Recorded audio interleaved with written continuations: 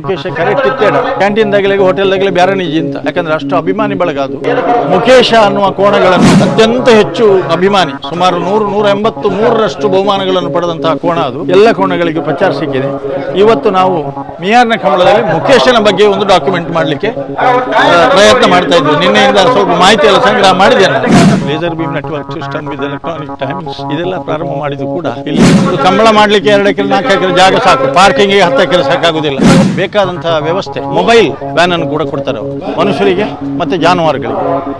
ನಮ್ಮಲ್ಲಿ ನೋಡಿ ಪೊಲೀಸ್ ಇಲಾಖೆಯವರು ಕೂಡ ಎಲ್ಲ ಇಲಾಖೆಯವರ ಸಹಕಾರ ಇದಕ್ಕೆ ಸಂಪೂರ್ಣವಾಗಿದೆ. ಪ್ರತ್ಯೇಕವಾದಂತಹ ಕಚೇರಿ ಹೊಂದಿರುವಂಥದ್ದು ಇಲ್ಲಿ ಮಾತ್ರ, ಬೇರೆ ಎಲ್ಲಿಯೂ ಕೂಡ ಇಲ್ಲ. ಇದು ಕೇವಲ ಕೋಟದ ಕೋಣಗಳ ಸ್ಪರ್ಧೆ ಮಾತ್ರ ಅಲ್ಲ, 10 ಹಲವು ನಂಬಿಕೆಯ ಆರಾಧನೆಗಳಿಂದ ಕೂಡಿದ್ದು ತುಳು ಸಂಸ್ಕೃತಿಯನ್ನು ಉಳಿಸುವುದಕ್ಕಾಗಿ ಆಮೇಲೆ ಕೋಣಗಳ ಒಂದು ಸಂತತಿಯನ್ನು ಉಳಿಸುವುದಕ್ಕಾಗಿ ಇರುವಂತಹ ಒಂದು ಮಾನವರ ಮತ್ತು ಕೋಣಗಳ ಮಧ್ಯೆ ಇರುವಂತಹ ಒಂದು ಅವಿನಾಭಾವ ಸಂಬಂಧವನ್ನು ತಿಳಿಸುವಂಥ ಮಿಯಾರ್ನ ಲವಕುಶ ಜೋಡುಕರೆ ಕಂಬಳೋತ್ಸವದಲ್ಲಿ ಪಾಲ್ಗೊಳ್ತಾ ಇದ್ದೇವೆ. 20ನೇ ವರ್ಷದ ಮಿಯಾರ್ನ ಲವಕುಶ ಜೋಡುಕರೆ ಕಂಬಳ ಇದು ಬಜಗೋಳಿಯಲ್ಲಿ ಏನು ನಡೀತಾ ಇತ್ತು ಅದೇ ಕಂಬಳದ ಹೆಸರಿನಲ್ಲಿ ಇಟ್ಟು ನಾವಿಲ್ಲಿ ಮಿಯಾರ್ನಲ್ಲಿ ಕಂಬಳೋತ್ಸವವನ್ನು ಆಚರಿಸ್ತಾ ಇದ್ದೇವೆ. 20ನೇ ವರ್ಷದ ಕಂಬಳದಲ್ಲಿ ಸುಮಾರು ಈಗಾಗಲೇ ನೇಗಿಲ್ನ ಕಿರಿಯ ವಿಭಾಗದಲ್ಲಿ ಇದು ಕೋಣಗಳನ್ನು ಮೇಯಿಸ್ತಾರೆ. ಕೋಣಗಳಿಗೆ ಓಡಿಸಿಕೊಂಡು ಬಂದ ನಂತರ ಕೋಣಗಳಿಗೆ ನೀರು ಹಾಕೋದು, ಕೋಣಗಳ ಓಟಗಾರರಿಗೆ ನೀರು ಹಾಕೋದು, ಇದೆಲ್ಲವೂ ಕೂಡ ಇಲ್ಲಿ ನಡೀತದೆ. ಇದು ಪ್ರಾರಂಭದಲ್ಲಿ ಬಜಗೋಳಿಯಲ್ಲಿ, ಇದರ ಬದಲಿಗೆ ವೆಂಕಟರಮಣ ದೇವಸ್ಥಾನದ ರಾಮಲಕ್ಷ್ಮಣ ಜೋಡುಕರೆ ಕಂಬಳ ಇಟ್ಟು ಮಾಡ್ತಾಯಿದ್ರು. ಇದೆಲ್ಲ ಕೋಣಗಳನ್ನು ಕಟ್ಟುವಂಥ ದೃಶ್ಯಗಳು ಪೂರ್ತಿ ಇಲ್ಲಿ ನಮ್ಗೆ ಕಾಣುವಂಥದ್ದು.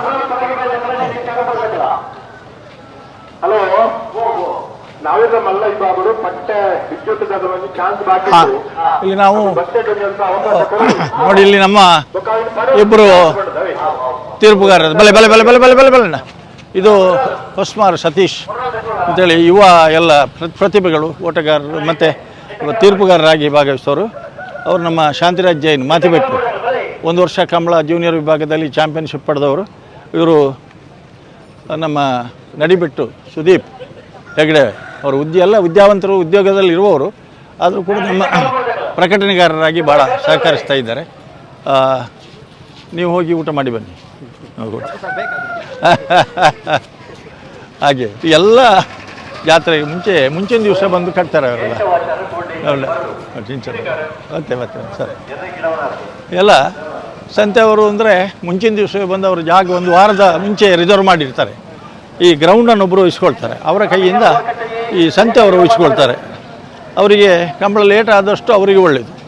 ಒಬ್ಬರು ಹೇಳ್ತಾ ಇದ್ರು, ನಿಮ್ಮದು ಮುಂಚಿನ ವರ್ಷ ಒಳ್ಳೆ ಬೊಂಡ ಹಾಕಿದ್ರಂತೆ, ವ್ಯಾಪಾರ ಇತ್ತಂತೆ, ಮರು ವರ್ಷ ಬೇಗ ಕಂಬಳ ಮುಗೀತು, ಹಾಗಾಗಿ ಬೊಂಡ ನಂದು ಖರ್ಚಾಗಲಿಲ್ಲ. ಅಂದರೆ ಅವರಿಗೆ ಎಲ್ಲ ಕೋಣಗಳು ಕೋಣಗಳು ಅವರಿಗೆ ಕಂಬಳ ಲೇಟ್ ಆಗಬೇಕು. ಹಾಗೆ ನಮಸ್ಕಾರ. ನಾವೀಗ ಕಂಬಳದ ಸ್ಟಾರ್ಟಿಂಗ್ ಪಾಯಿಂಟ್ ಹತ್ರ ಬರ್ತಾ ಇದ್ದೇವೆ ಅಷ್ಟೇ. ಇಲ್ಲಿ ಬೇರೆ ಎಲ್ಲಿಯೂ ಕೂಡ ಇಲ್ಲದೇ ಇರುವಂಥ ಒಂದು ಶಾಶ್ವತವಾದಂಥ ನೆರಳಿನ ವ್ಯವಸ್ಥೆ ಸ್ಟಾರ್ಟಿಂಗ್ ಪಾಯಿಂಟ್ನಲ್ಲಿ ಇಲ್ಲಿ ಮಾತ್ರ ಇರುವಂಥದ್ದು ಶಾಶ್ವತವಾದ ವ್ಯವಸ್ಥೆ. ಆಮೇಲೆ ನಾವು ಹಾಗೆ ನೋಡಿದರೆ ಆಚೆ ಬದಿಯಲ್ಲಿ ಕಾಣ್ತಾ ಇರುವಂಥದ್ದು ನಮ್ಮ ಮಿಯಾರು ಕಂಬಳ ಯಾಕೆ ಫೇಮಸ್ ಅಥವಾ ಅದು ನಿತ್ಯೋತ್ಸವ ಯಾವಾಗಲೂ ಇಲ್ಲಿ ಟ್ರಯಲ್ ಯಾಕೆ ಆಗ್ತದೆ ಅಂತ ಕೇಳಿದರೆ ಇಲ್ಲೇ ಮೂಲಭೂತ ಸೌಕರ್ಯಗಳು.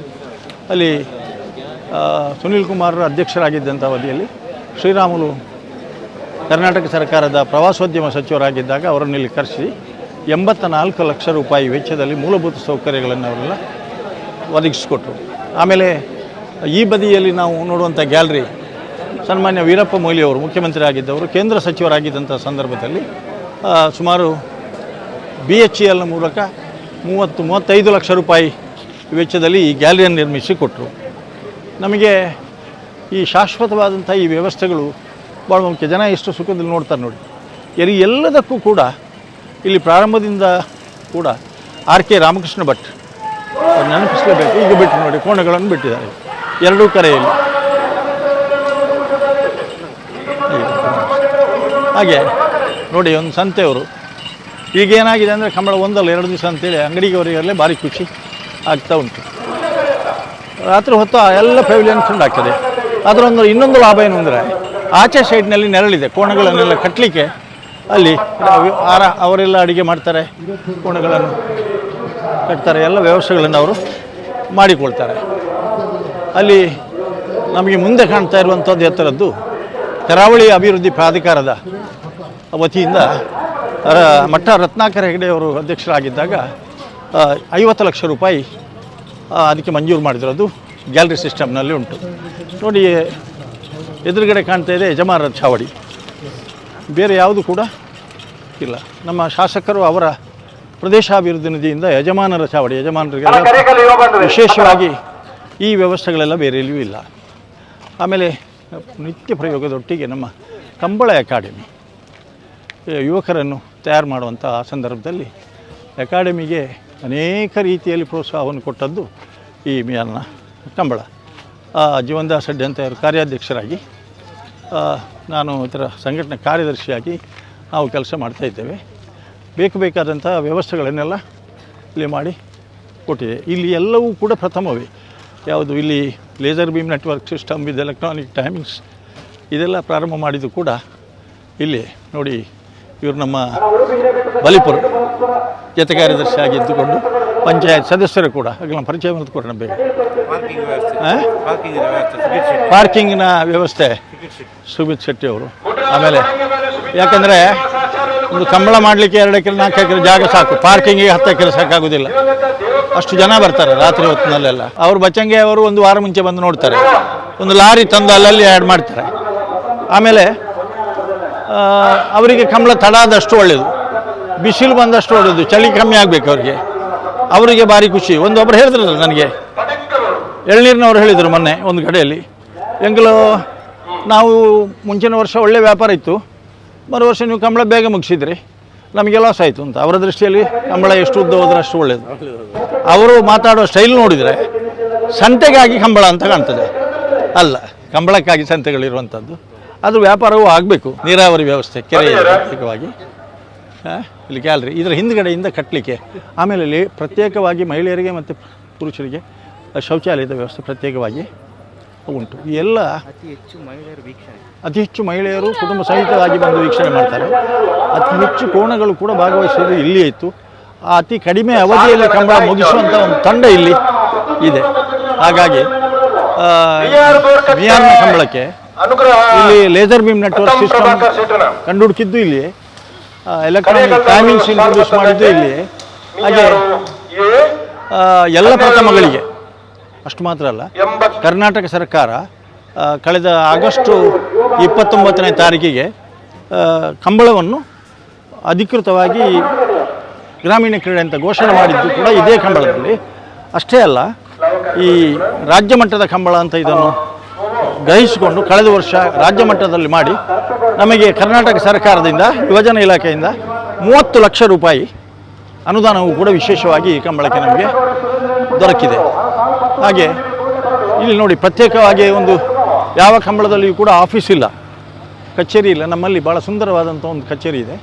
ಇನ್ನು ಮೇಲ್ಗಡೆಯಿಂದ ಕೂತು ನೋಡಲಿಕ್ಕೂ ಕೂಡ ಅವಕಾಶಗಳು ಎಲ್ಲ ಉಂಟು.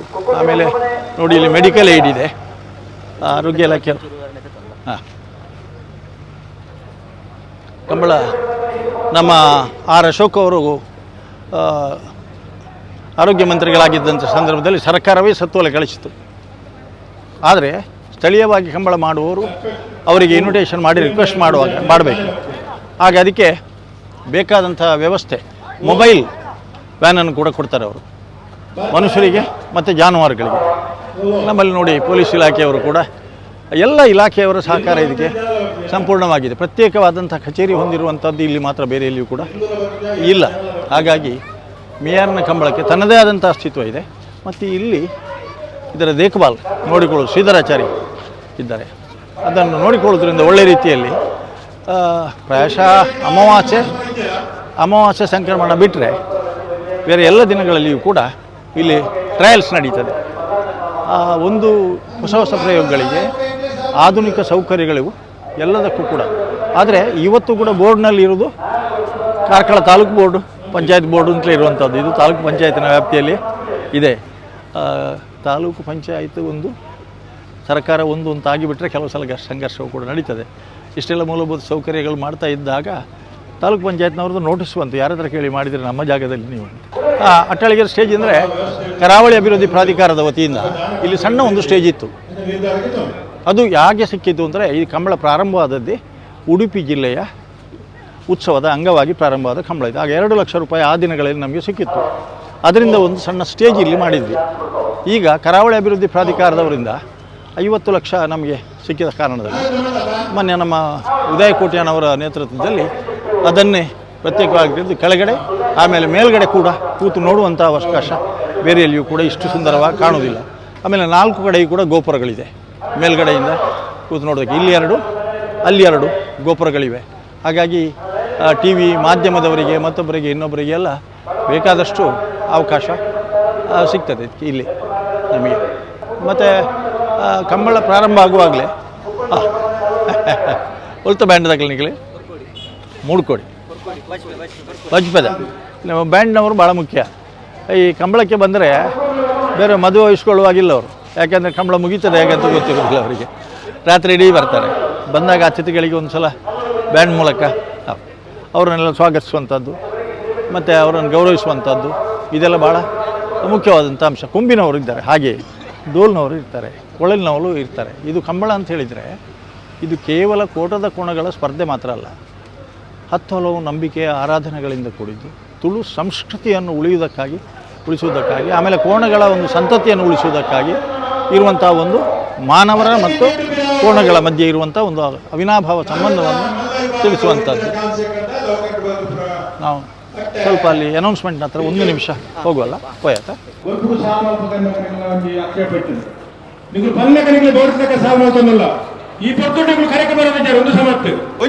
ನಾವೀಗ ಫಿನಿಶಿಂಗ್ ಪಾಯಿಂಟ್ ಮಂಜುಟ್ಟಿಯಲ್ಲಿದ್ದೇವೆ. ಇಲ್ಲಿಂದ ನಾವು ಒಂದು ಸುಂದರವಾದಂತಹ ದೃಶ್ಯಗಳು, ಎಲ್ಲ ಮೂಲಭೂತ ಸೌಕರ್ಯಗಳು, ಬಿಸಿಲಿನ ವ್ಯವಸ್ಥೆ ಅಲ್ಲಿ ಇಲ್ಲ, ಬಿಸಿಲಿನ ಮೇಲ್ಗಡೆ ಮಾಧ್ಯಮದ ಮಿತ್ರರು ಕೂತಿದ್ದಾರೆ.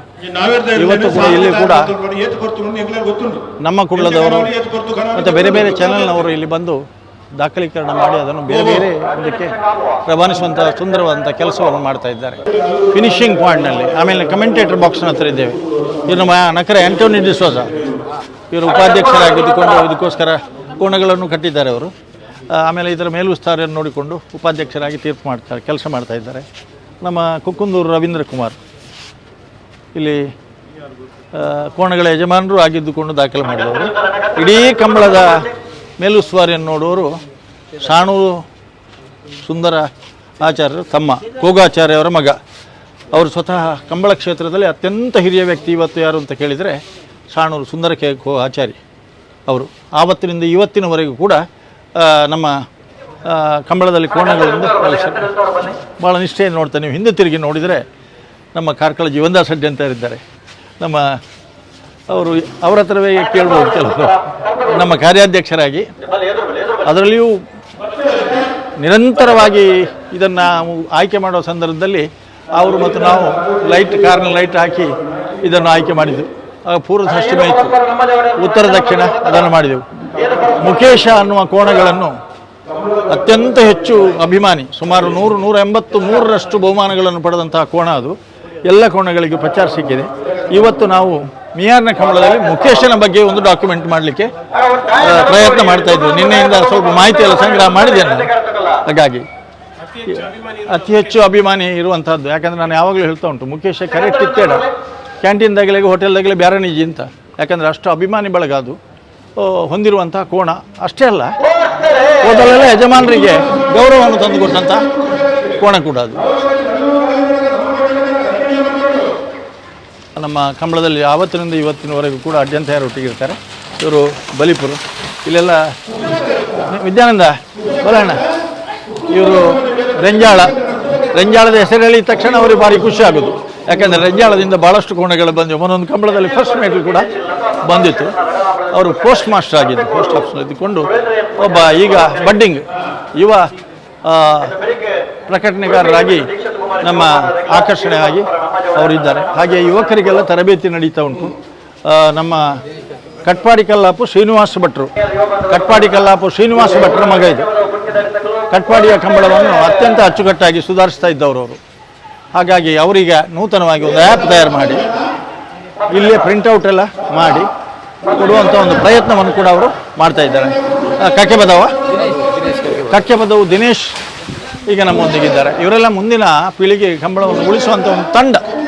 ಹಾಗೆ ಇದು ಆಕಾಶ್, ಇವರು ಈದು ಪಾಡ್ಯಾರ ಮನೆಯವರು, ಕಂಬಳವನ್ನು ನಡೆಸಿದವರು, ಕಂಬಳದ ಕೋಣಗಳನ್ನು ಸಾಕಿದವರು, ಇವರ ತಂದೆ ಕಂಬಳ ಕೋಣವನ್ನು ಓಡಿಸಿ ಅನೇಕ ಬಹುಮಾನಗಳನ್ನು ಕೂಡ ಪಡೆದವರು. ಯಾಕಂದರೆ ಇಂಥವರ ಒಂದು ತಂಡ ನಮ್ಮಲ್ಲಿ ಇರೋದ್ರಿಂದ ಮುಂದಿನ ಪೀಳಿಗೆಗೆ ಕೂಡ ನಾವು ಮಾಡಲಿಕ್ಕೆ ಸಾಧ್ಯವಾಗ್ತದೆ. ಸಂಗಪ್ಪಣ್ಣ ಗತ್ತಗ ಅವಳುಗಳು ಬಲೆಲಾಗ್ದಿಂಚೆ ಬಲೆ ಅವಳು ಕುರಿತು ಬಿತ್ತು ನಗರೆ ಶಂಕರ್ ಶೆಟ್ಟಿ ಅಂತೇಳಿ 80 ದಾಟಿದೆ ಇವರಿಗೆ. ಗಡ್ಡ ಹಣ್ಣಾಗಿದೆ, ಆದರೂ ಕೂಡ ಕಂಬಳದಲ್ಲಿ ಎಷ್ಟು ಬೈದರೂ ಕೇಳ್ತಾರೆ ಅವರು.